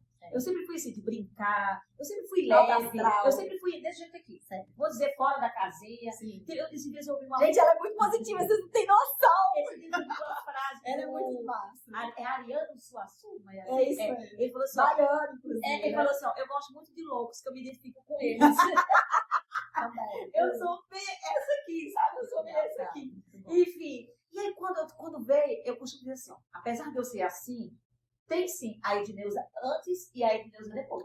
Tem sim. Tem os aprendizados. Se eu já facilitava a vida do outro, eu falo assim, olha, me incomoda. Eu falo assim, gente, por exemplo, aqui, ó, por que eu tive toda essa trajetória? Eu não vou passar a mão, ficar, olha, eu fui espancada, meu Deus, ao vida, ao céu. Eu não vou ficar assim, amiga. Porque eu tive um câncer. Não, gente, eu tive um câncer. Não, a vida continua, a vida que segue. É porque não é porque eu tive isso que eu vou ficar acalentando essas coisinhas. Tem gente que não tá preparada para ouvir isso. Abrir um pouquinho mais a cicatriz ali, né? Tá acabando, tá descansando. Não, deixa eu abrir aqui, porque eu preciso botar um salzinho, um vinagre. Gente, não, era isso. Não, pra quê? Sabe, pra que eu vou... Ela por si só já traz tudo isso aí que trouxe, eu não vou dificultar. Então, assim, eu sempre fui essa aqui. Mas tem sim a Edneuza antes e a Edneuza depois, né? Olha, no dia, um pouquinho que ainda no dia da descoberta, eu chamei meus filhos e falei assim pra eles. A médica diz que eu estou com câncer. Mas eu não quero aqui ninguém brigando com Deus. É sério. E nem tinha ainda aquele menino que é hoje, que é conhecido. Se Deus fizer, ele é Deus. Ele nem existia ainda. Mas eu reuni meus filhos e disse, olha, o médico disse que eu estou com câncer. Deixa eu falar. Eu não quero ninguém brigando com Deus. Porque se Deus quiser me curar, ele é Deus. E se ele não quiser me curar, ele é Deus, não muda nada. Porque a gente tem a falsa ilusão. Meu Deus, onde estava Deus? Deus está no seu santo lugar, ele continua sendo Deus. Sim. O que a gente tem que passar aqui na terra não tem como fugir. Sim. Eu digo assim, olha, outra coisa, Maria. O que eu tenho que passar, você não vai passar no meu lugar. E o que você tem que passar seu. É meu. É isso. Talvez eu te ajude a caminhar melhor. Sim. Talvez eu te ajude no caminho. Talvez eu te facilite, eu te ajuda. Faça você ver como... Mas aquilo que eu vou passar, ninguém vai passar no meu lugar. Aquilo ali é meu. Aquilo ali é meu. Tipo assim, hoje, olha, sério. O que tem de pessoas que ligam para mim para dizer que, olha, eu tive um caso de uma pessoa que ela falou assim, ela me chama de manhã. É a filha da Isabela que eu falei no começo. Uhum. O nome dela é Isabela. Ela fala assim, maninha, como a gente teve muita convivência junto, sabe? Pelo fato do baiano falar maninha, ela me chama de maninha. Ela fala assim, maninha, eu queria que você falasse com fulana, porque a mãe dela tá com câncer. E você é a pessoa ideal pra falar com ela. Sim, não é, gente? Vocês concordam? Então, assim, parece que... Não sei, tem um porquê, eu não sei explicar, mas tem um porquê, entende? Claro, E não é só ela, não, tô citando ela. Outro dia, amiga, fulano de tal tá com um nódulo assim. Aí eu falo assim, calma, não chore por antecipação, vamos esperar os fatos. Então, assim, eu imagino assim, que tem um porquê. Eu não sei porquê ainda não sei. Talvez seja isso aqui hoje que eu faço, assim... Essa troca de experiência. Esse trabalho de formiguinha, mas eu sempre, assim... É muito chato falar de você mesmo às vezes, mas assim, essa troca de experiência... É importante falar, igual você disse, David. Eu fiquei orgulhosa de mim mesma, porque eu peguei a ex-esposa, levei até o caixão para fazer, né, enfim. Mas é bom a gente falar isso, porque são histórias de vida que vão, de alguma forma, impactar e mudar a vida das pessoas que têm a oportunidade de assistir. Sim. Por que não falar? Né? Então, assim, são coisas boas que vão impactar para o bem. Gente, eu nem sei, foi uma bênção, assim, glória a Deus pela sua vida. Por tudo que você passou, enfrentou um câncer uterino e, graças a Deus, está viva aqui, né? Pela sua positividade, por tudo que você passou pela sua história de vida, pelos desafios infindáveis que só você sabe, que às vezes você nem contou para as outras pessoas. Este relato, isso que nós estamos fazendo, eu vejo como um propósito de vida, porque eu tenho certeza que pessoas do outro lado, que seja uma, gente, não importa. Uma pessoa que tá vendo vai te extrair algo de bom. Sim, obrigada. É porque, assim, como eu falei aqui, tem um tratamento, não é fácil. Mas a gente é que tem que... Quer ver uma coisa assim, pra mim especificar isso? A químio. Se você vai tomar químio e fala assim, nossa, eu vou tomar esse veneno, o que o veneno faz? Mata. Mas se você tomar químio, obrigada por quem produziu a químio, ele é uma coisa que vai me curar, muda dentro do seu organismo. Gratidão. Né? Ela, fisiologicamente, né? Agora se você recebe com outra vibe, outras, não é? Você está recebendo. Porque aquilo tem que cai o cabelo, tem um monte de coisas que eu não vou nem citar aqui, mas tem um monte de sequelas que ela faz, sabe? Mas se você tomar eles assim, nossa, ela vai tomar esse... Pode ser assim, aqui passa a ser o veneno. Mas se você toma químio, eu até brincava. Eu falava assim, ela chegou, mudou o gosto da minha boca. Porque eu sabia, porque eu tomava um soro, eu tomava químio 4 horas. Então eu fazia um exame de sangue para ver como é que estavam minhas taxas. Olha, gente, tem tanta gente boa no mundo. Você me permite contar uma experiência? Eu tratei no Hospital do Amor, que ele é verdadeiramente um hospital de amor. Eu tenho orgulho de falar sobre ele. E eu deixo sim aqui um recado. Quem não conhecia, conheça. Pesquise na internet. Ele é um hospital de amor. Ele é situado em Barretos, mas ele tem já outros pontos. Eu tratei no hospital de Jales. E Jales é uma cidade que eu amei, eu adotei no meu coração. Para você ter uma ideia, Maíra, os hotéis lá, o paciente não paga, só paga o acompanhante. Quando eu cheguei em Jales lá, meu esposo que me levou, né? É porque não dá tempo, eu ia contar essa história aqui no meu livro, falo sobre ele. Depois, quando eu lançar, vocês vão ver. Com certeza eu vou publicar aqui. Nós estamos ansiosos já.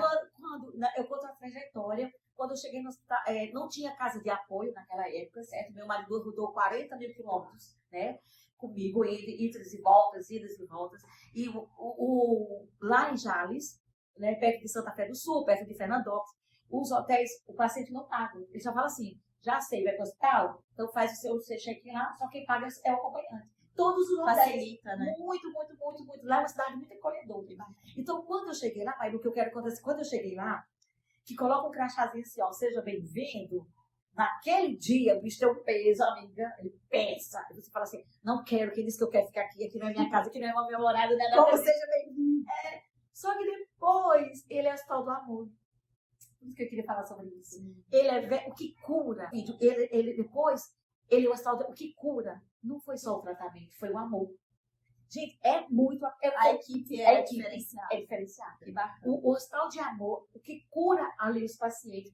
E até mesmo as pessoas que Deus permite que partam, por causa daquilo ali, porque tem né, todo mundo, Sim. cada caso é um caso, mesmo as pessoas que ficam, é um amor. Então, eu tratei no Hospital de Câncer de Amor de Jales, que é o mesmo de Barretos, e eu louvo a Deus por aquela instituição. Vou falar que o nome dele, de boca cheia de prata, ele é um homem assim, abençoado, que acolhe as pessoas que por ali passam. Isso aqui é uma propaganda gratuita. E necessário. Necessário. Assim, por toda a sua trajetória, né? É uma trajetória que existe muito a firmeza.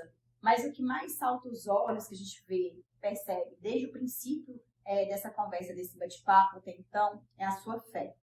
Sim, eu nunca fui de me entregar, não, sabe? Sim. Eu sempre achei que eu digo assim, vai dar certo no final. Se não deu certo, é porque não chegou ao final. Então, vai dar certo no final. E aí, na época do tratamento, eu escutava muito a música da Bruna Carla, como é que eu vou ver se pode colar aqui? Tá, você tá, né? Eu escutava uma música assim, quando eu chorar. Vou ler um pouquinho aqui sobre ela. Diz assim: Deus, meu Deus, está tudo tão difícil para mim. Muitos me perguntam onde tu está. Dentro de mim, minha alma se abateu, mas tuas mãos com tudo me escondeu. Quando eu chorar, vou me lembrar que até aqui tua mão me sustentou. Digo a minha alma, espera em Deus, pois ainda eu louvarei. E eu disse, essa é a minha música. Digo a minha alma que eu ainda o louvarei. E eu, todos os dias, eu louvo a Deus por isso. Tá? Eu não questiono Deus porque eu tive. Eu louvo a Deus. Eu agradeço pela medicina, pelos médicos. Eu agradeço a Deus por tudo, pelo privilégio também que eu tive, né? Vamos falar sobre isso, que tem gente que não tem o mesmo privilégio, né? De ter uma pessoa que cuida de você, né? Eu sei de casos que os maridos abandonam suas esposas. O que mais tem? Quando elas estão com câncer, que não podem mais fazer seu, né? O papel de mulher, né? Uhum. E eu louvo a Deus. Porque eu tenho temporário, gente, porque assim, é um tratamento, né? Isso. Não é pra sempre. Eu sou uma privilegiada, né? Por ter tido um marido que cuidou de mim, que me deu banho. Olha, eu vou contar comida na boca. Ele ia para lá, me levar para comer em outra cidade, porque eu não estava aguentando, porque como eu ficava lá muito, então assim, eu conhecia, é uma cidade pequena, eu conhecia, aí eu falava assim, nossa, mãe, não aguento mais essa comida. Ele me levava na região, para eu comer uma comidinha diferente. Então assim, é certo, vamos levar em consideração isso. Eu tive esses privilégios, graças a Deus. Graças a Deus, que nem todo mundo merecedor, que nem todo mundo tem, né? Sim. Outras mulheres não têm. Mas assim, de qualquer forma, eu gosto muito assim, viva hoje. Seja feliz com o que tem hoje, né? Apesar de se estiver passando por esse procedimento inteiro, encare isso assim, crendo que Deus vai restabelecer a saúde e também assim, não se desesperar. Deus sabe todas as coisas. Olha, se Deus não curar o paciente porque está com câncer, Deus quer curar quem ficou. Consegue entender? Sim. Talvez a pessoa que está com câncer não recebe a cura. Sim. Mas Deus está curando o que está vivo. Quem, infelizmente, passou por esse processo, perdeu algum querido, ente querido, né? Fica também para você essa mensagem, que é muito importante. Porque às vezes a gente pensa assim, porque a gente pensa assim, né? A gente pensa assim, Deus levou ele. Tá, mas que lição você que ficou tirou? A gente tem que pensar nisso. Sim, claro. Porque tem uma lição para quem está vivo, porquê, né? Tem uma lição para quem está vivo, assim, né? Quer ver por exemplo, às vezes às vezes a gente é tão egoísta, Hoje, Maíra, gostaria de acrescentar. Hoje as pessoas não choram no velório, não é de saudade, é de remorso de não ter feito. É verdade. Hoje as pessoas não choram no velório de saudade. Eu concordo. Então é disso que eu estou falando. Se você perdeu um ente querido, Deus resolveu levar ele por causa do câncer, faz o que você não fazia com quem está vivo. Com seu pai, com sua mãe, com seu amigo, com seu primo. Não espera morrer, não. Né? Não espera morrer, não. Não espera vir o remorso, porque acabou, gente. Não é? Faleceu, acabou. Porque as pessoas não choram, né? Tristeza lá não é porque não fez. Eu podia ter feito isso, eu podia ter ido mais, eu podia ter visitado mais. Enfim, é isso. Viu, gente? Tem que tomar água para pegar fôlego, é muita história. Hoje você tem a sua profissão, que é pedagoga, psicopedagoga e neuropsicopedagoga, né? A gente viu que não foi assim, vou fazer isso porque é mais fácil, não. Eu entendo, né, como propósito de vida, né? E você hoje trabalha com crianças especiais, né? Exige uma sensibilidade diferenciada. E lá você tem a sua experiência, né, como mulher profissional. Eu queria que você contasse um pouco pra gente. Para eu preciso fazer um pouquinho do paralelo. eu saí da escola da educação em 2011, né? Quando o Elber tirou o Cresce, ele disse, amor, sai da escola, sim. certo? Sim. E vem para trabalhar comigo. Aí nós montamos uma imobiliária, eu mudei totalmente de ramo. Só que a educação, ele fica meio na veia. Eu não sei explicar para você. É o propósito. Eu não sei explicar. Mesmo quando eu trabalhava como corretora de imóveis da imobiliária, eu acompanhava o que estava acontecendo no noticiário. Tipo, o Enem. Nunca parou. Nunca parei. Eu queria saber o que o MEC estava fazendo, essas coisas tudo. Enfim, quando ele veio a óbito em 2019, eu fiquei eu fiquei sem chão. Eu fiquei sem rumo. Então, eu fiquei sem fazer nada. Então, assim, eu não tinha mais a imobiliária e não tinha mais a educação. Então, eu fiquei literalmente sem chão. O que eu vou fazer? O que eu vou fazer da hora? Eu fiquei muito tempo perdida. E aí, quando foi em 2024, eu tive uma oportunidade estava no departamento de gerenciando a educação de jovens e adultos. Certo? Então, eu fui gerente de jovens e adultos pela instituição. E aí, nesse período, eu disse, então, eu já era pedagoga, eu disse, eu vou fazer uma pós-graduação, vou aproveitar e vou estudar. Eu gosto de ler, mesmo, eu sempre li. Eu tenho uma meta que é ler 12 livros por ano. Então, se eu não leio, eu escuto, mas eu tenho que ler 12 livros por ano. Tem livro que é preciso ler uma vez por ano, todo ano, enfim. E eu disse, já que eu voltei para a educação, eu vou me aperfeiçoar. E aí eu fiz pós-graduação em psicopedagogia, neuropsicopedagogia, gestão escolar e coordenação pedagógica. Um pacote só com os 3 cursos. Só que é AD, então ele não tinha estágio. Então eu aprendi, eu sou muito como eu disse, de estudar, então eu vou para essas faculdades que dão cursinho para vender, eu assisto tudo, sabe? Então eu disse, então, já que eu voltei para educação, eu vou me aperfeiçoar. E eu fiquei procurando uma área que está em evidência, que agora, né, o espectro autista, TDAH, né, TOD, eu fui para essa área aqui. E eu gosto muito de desenvolvimento humano, comportamento humano. Então, eu fiz esses 3 pós. E para isso, como era EAD, não tem estágio. Eu até tentei procurar, e aí surgiu uma oportunidade na escola que eu trabalho hoje, uma vaga de apoio a profissional, educação e inclusão. É lá que eu vou. Porque lá eu vou fazer meu estágio da prática do dia a dia. Então, foi por isso que foi assim que eu entrei nessa escola. Então, lá é uma escola totalmente especial, né? Tem todos os tipos de deficiência. Visual, não verbal, cadeirante, todo tipo de deficiência. Lógico que eu vou falar uma coisa que não é legal. O sistema está aí, né? O sistema está aí, às vezes você está com uma bagagem nova, você está com tudo novo, você quer mostrar, mas a gente vai com calma, vai se ajeitando. E assim, hoje eu trabalho nessa área. Olha que bacana. É isso. Bom, e se você falar assim, quer mudar? Não. Quer mudar de escola? Não, eu não quero mudar, eu quero ficar lá. Se você chamar assim, vai para uma escola regular, para outro local, não, eu quero continuar lá. Porque lá, como é que eu posso dizer? Lá você vai ver a dor do outro. Você vai ver crianças. É o outro lado da moeda. Uma criança, por exemplo, desregulada, que a gente chama, você vai imaginar o que está passando na cabeça dele, que você não sabe o que dizer para ele. E, além de tudo, isso ainda tem uma família. Eu estou lá apenas 20 horas, né? Eu estou lá apenas 20 horas semanais. Mas tem uma mãe que tem 24 horas diárias, né? Então, como que é aquela mãe? A hora que ela toma banho é a hora que ela está na escola. A hora que ela senta para assistir uma televisão é a hora que ela está na escola. A hora que ela senta para comer é a hora que ele está na escola. E tem mãe que mesmo assim ainda fica lá na porta da escola, preocupada. Eu sei. Pronto. É porque existe cuidado especial mesmo, bem particular para aquela situação. Mãe é mãe, a gente sabe como é que funciona, né? Ainda mais essa outra vertente, né? Que é uma situação mais delicada, mais especial. Porque a gente sabe que é assim, né? Tipo assim, e tem várias situações. Tem mãe que o marido abandonou porque o filho era assim, tá? É o que mais acontece. E ela está sozinha lá.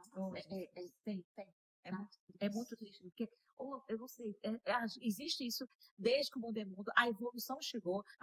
Olha, vou dizer uma coisa, a gente pensava que com a pandemia as pessoas iam melhorar, mas parece que as pessoas pioraram, né? Não, tem que falar mesmo. Mas parece que as pessoas, com a pandemia, a gente pensava assim, as pessoas vão mudar, Não, gente, piorou. Tá complicado, as pessoas ficaram mais egoístas, né? Então, assim, a educação especial, que ela já fala, o nome já diz, é realmente especial. Então, a gente dá comida na boca da criança, dele, né? E a gente fala assim, eu tenho aluno que eu falo assim, tá com fome, faço uma brincadeirinha com ele, dá uma risada, sabe? Assim, eu tô agora de férias e eu fico pensando o que fulano tá fazendo. Olha, Eu fico é o cuidado, eu né? fiquei pensando, Legal. sabe? Enfim, porque você também pensa, a gente fica lá só um período, mas o pai fica o dia todo. Muito bonito. É isso. Legal. Vamos caminhando para o final, né, desse breve resumo de um pouco da sua história, né, Ednilza? Olhando para sua caminhada, a gente vê, assim, várias situações, né? Você passou aí por uma violência doméstica, por uma gravidez na adolescência, o luto, né? Venceu um câncer, a profissão, sua fé, que a gente vê que foi basicamente que sustentou, né, sua fé, sua temência por Deus, né, sua vontade de viver, sua positividade. Se uma mulher estiver nos assistindo, porque eu sei que está, e acreditar que a sua própria história, dessa mulher que está assistindo, acabou por alguma situação vivida, até um pouco parecida com a sua história, com um ponto da sua história, alguma parte da sua história, ou uma outra situação, o que você poderia dizer para ela agora? Qual o recado que você manda para essa querida agora? Eu vou falar uma frase que eu até falei no meio da nossa conversa. A gente fala assim, eu falo assim, se não terminou, se não chegou no final, vai dar certo no final. Tudo vai dar certo no final. Se não terminou, é porque não é o final. Olha. Né? Não é o final. Olha, eu vou dizer assim, só não tem jeito mesmo. Só quem não sonha, só quem não luta, realmente é quem está lá no túmulo. Sim. Só quem está lá no túmulo é que não tem mais chance.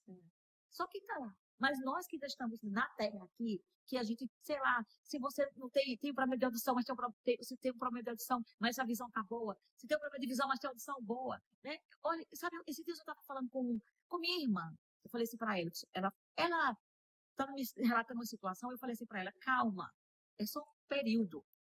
Ruim era se tivesse sido perdido o braço. Aí você ia ter que passar por isso toda a vida, né? Se você não tivesse um braço, aí você ia depender, porque ela estava falando de uma dependência. Aí eu falei assim, aí você ia depender dessa pessoa. Mas assim, eu vou deixar a frase assim, uma frase meio clichê. Enquanto a vida, a esperança. Só não tem mais esperança quem está no túmulo. Né? Só quem não sonha é quem está no túmulo. Mas eu e você temos, sim, dever, é obrigação sonhar. E tem uma frase que diz assim, depois você pesquisa, que agora me fugiu, eu conheço ela. Se o seu coração sonhar, você pode realizar. Eu acho que é do Walt Disney. Olha, que legal, muito bom. Walt Disney. Se o seu coração sonhar, você pode realizar. Depois você pesquisa. Só serve também para homens, Sim. Mas de mulher para mulher, como estamos falando aqui, mas para você, homem também que nos assiste, o recado é o mesmo. Sim, o recado, se permita viver, né? A gente tem que se permitir viver, porque como eu disse sempre, a gente vive todos os dias. E eu quero viver todos os dias. Eu até brinco assim, olha, eu vou relatar aqui, quando eu tive o câncer, eu cheguei para uma pessoa, para uma situação, aí eu falei assim para ela, calma, eu não nasci com câncer, eu não vou morrer de câncer. Falei, de jeito, calma, eu vou viver muito. Eu ainda até brinco. Graças a Deus. Eu até brinco, calma. Por exemplo, eu amo muito Florianópolis. Né? Aí eu falei um deles para uma pessoa, acho que isso aqui vai ajudar, acrescentar. Acho não, tenho certeza. Eu falei assim, eu amo Florianópolis. Aí eu falei assim, eu não morro antes de morar em Floripa. Aí a pessoa falou assim pra mim, então falou, calma, que eu não vou morrer agora não. E é isso, é sobre isso. É porque tem um tempo, tem um processo. Sim. Eu tô vivendo um processo. Uhum. Mas vai chegar lá um dia que eu vou morar lá. Minha casa tá lá. Gente, eu sou meio assim. Minha casa tá lá, eu sei onde ela é, eu sei como que ela é, eu sei o bairro que ela é, eu sei tudo, ela tá lá. Sim. Entende? Então é isso. Pois é, muito obrigada. Hoje a gente conheceu a história da Ednilza, né? Onde que mostra pra gente que nem sempre a dor não é sinal de fim, né? Isso vai depender do que você entende, o que é a vida, o que você quer para sua vida. Por mais que seja difícil a situação que você está passando, aquilo que você tomou como o fim, você pode ter certeza que se há vida, há esperança. Não morreu, não acabou. E muito obrigada por estar inaugurando nesse espaço tão descontraído, nas nossas férias, nos nossos momentos. Eu não poderia perder essa oportunidade de trazer para as pessoas aqui um pouquinho que eu tenho recebido. Obrigada. E eu só tenho a agradecer. que eu tenho feito esse exercício diário, que é gratidão por tudo que eu vivo e tenho vivido. E gratidão por Deus ter te colocado na minha vida, na vida do meu filho, e poder conhecer um pouco da sua história e, obviamente, não deixar ela só para mim, né? Como eu falei, se uma pessoa assistir, eu tenho certeza que ela vai tirar alguma coisa de bom. E se estamos aqui, é para cumprir o nosso propósito. E é esse o nosso propósito. Muito obrigada. Obrigada. Eu quero só dizer assim, ó, qual é a história que você conta de você? Você tem que saber a história. Pensa nisso. Qual é a história que você conta da sua história? Muito obrigada. Obrigada. É isso mesmo. Gente, tem base.